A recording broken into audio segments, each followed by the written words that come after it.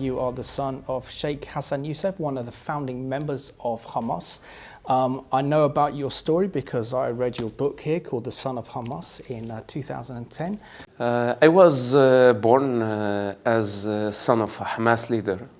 That was by birth, not by choice. I'm not promoting for Israel. I'm not speaking on behalf of Israel.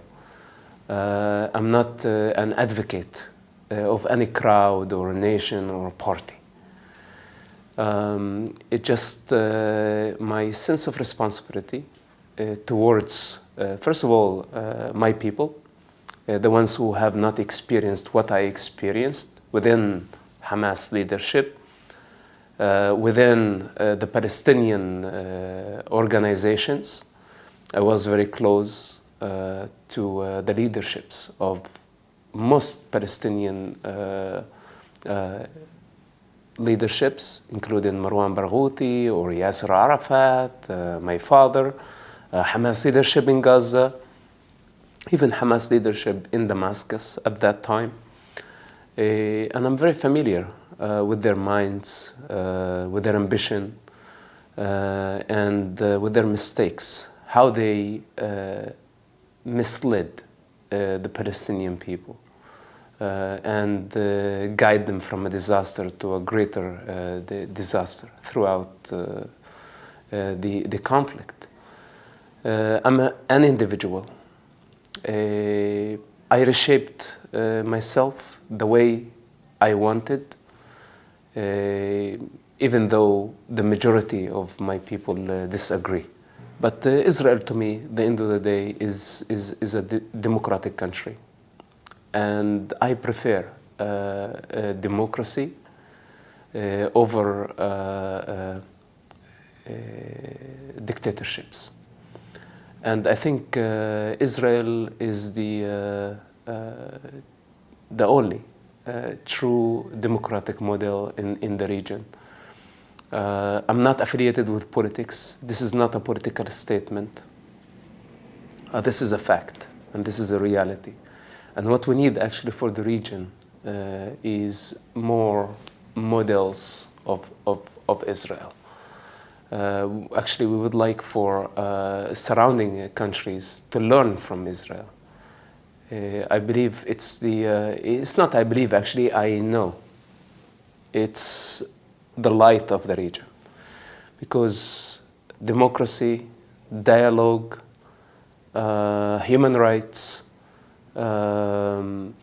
women's rights, animal rights, and so many other ethics and values of the Israeli constitution makes the country advanced and livable, and people from every path of life can coexist with each other. There are Arabs in Israel. You know, they're citizens of the state of Israel. They have rights. They have members in the Knesset. Even though they don't serve in the army, even though they don't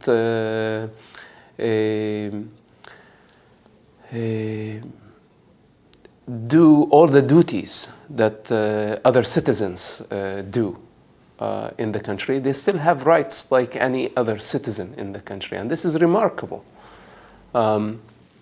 Where are the Jews of the Arab countries? You know? Well, there are mosques, and actually Israel, within its own capital, Jerusalem, does not interfere with the Muslim sites. They're run by Muslim regimes, like the Jordanians are responsible for the Islamic sites and mosques, and Israel does not interfere and give them absolute freedom to worship, even though they take advantage and they do violence. But in the meantime, let's see how many synagogues, you know, in the Arab world. Where are the synagogues in Jordan, in Iraq, in Saudi Arabia, and other Gulf countries? So practically, there is nothing. There are no Jews. You know, and the world talks about the Palestinian refugees. And we ask question, how about the Jewish refugees, who left everything, their property, their gold, their money, and they lost everything. And they were replaced or relocated somewhere else. What about those people? Aren't they people? So there is definitely a double standard in the way we are discussing the reality of the Middle East. Absolutely. But how did you come to this mindset? Because that is an extraordinary transformation. You were and still are the son of one of the founding members of Hamas. You know Hamas inside out. You know the Palestinian leadership. You know how that you were your mind was poisoned to believe such a narrative. And now you have a completely different perspective. What was the trigger that actually transformed your mindset and saw the truth as you see it? It's by observation, This is what science is all about. We observe and we make sense of what we see. And there are facts. You cannot deny them. Of course, people in their political delusion, they can deny things, and they can accuse Israel and they can praise the predator, The people can say whatever they want to say. I am responsible for my words, and I speak with the authority of my experience and first-hand observation of the reality, knowing Hamas leadership, knowing Palestinian Authority leadership, and knowing that they are the enemies of the Palestinian people. Israel cares for the Palestinian people more than their own leadership cares. Actually, Palestinian leaderships want Palestinian people to die. And that's a reality. It has been like this for so many years. There is no need for them if people don't die. And every now and then they start a war. So for me, you ask me what triggered that? It's an evolution. It's like we grew up witnessing the first Palestinian Intifada. And during the first Palestinian Intifada, I was next to a cemetery, and we witnessed death on a daily basis. And as children, we thought Israel was responsible for that. Not knowing the truth that Palestinian leaderships sent children, instead of going to schools, they forced them to go and confront with the IDF. And they sent suicide bombers, and they sent all type of individuals to commit terrorist attacks, killing civilians. Started by stabbing with a knife, with a gun, and eventually it became suicide bombing attacks with the name of nationalism. That by doing this, we're going to emancipate ourselves from what's so-called occupation. Now the question is, does any Palestinian leader really want the Palestinian conflict to end? If the conflict ends, they don't profit anymore. There is no need for them anymore. This is why they ask for impossible things, that there's no solution for their political ambition. There is no satisfaction. Nobody can satisfy them. And they know this truth.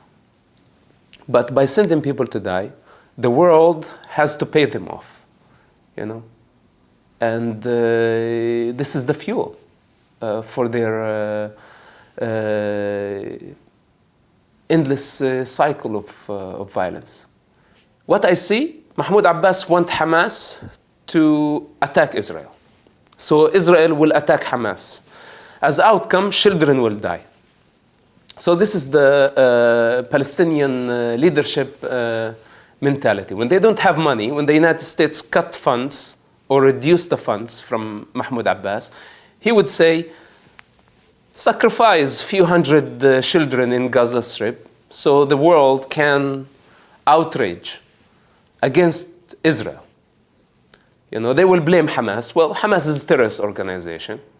It's a terrorist organization on every country's list except Switzerland. Thank God, I don't know why. They will blame Hamas and they will blame Israel And Mahmoud Abbas will raise billions of dollars out of this suffering. How he is going to spend it, I don't know. Gaza does not have electricity, does not have medicine. People are dying. Children are dying in hospitals because they don't have electricity in the hospital. They don't have medication.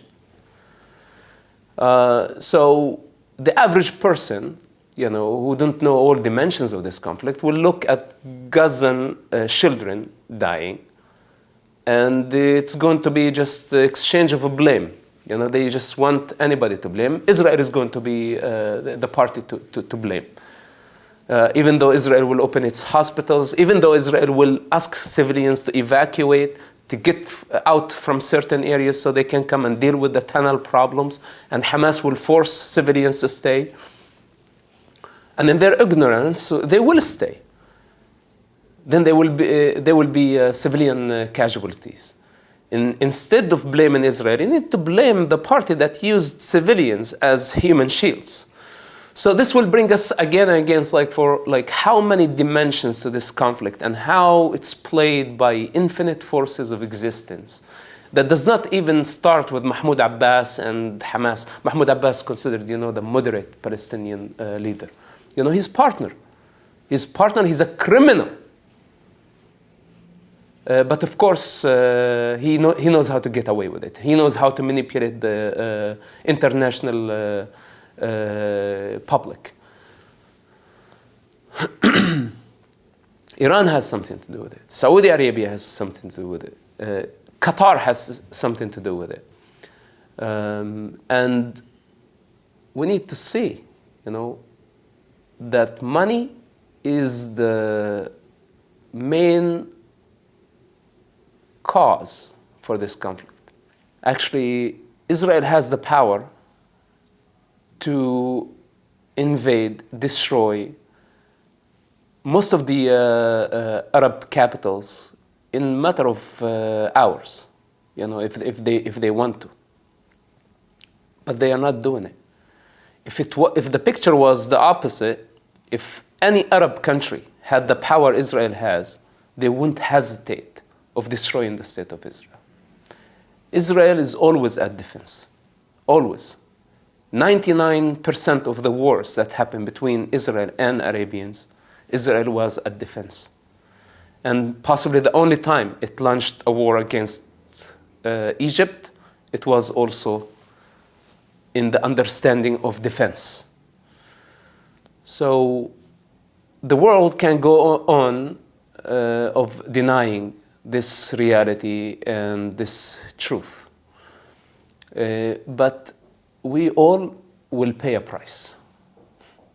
And it's time for us to take responsibility, to choose, which side, and I'm not talking about taking side of Israel as a political regime, but taking the side of a successful model that respects the human dignity, respects the human rights, and open for all type of people, for all religions.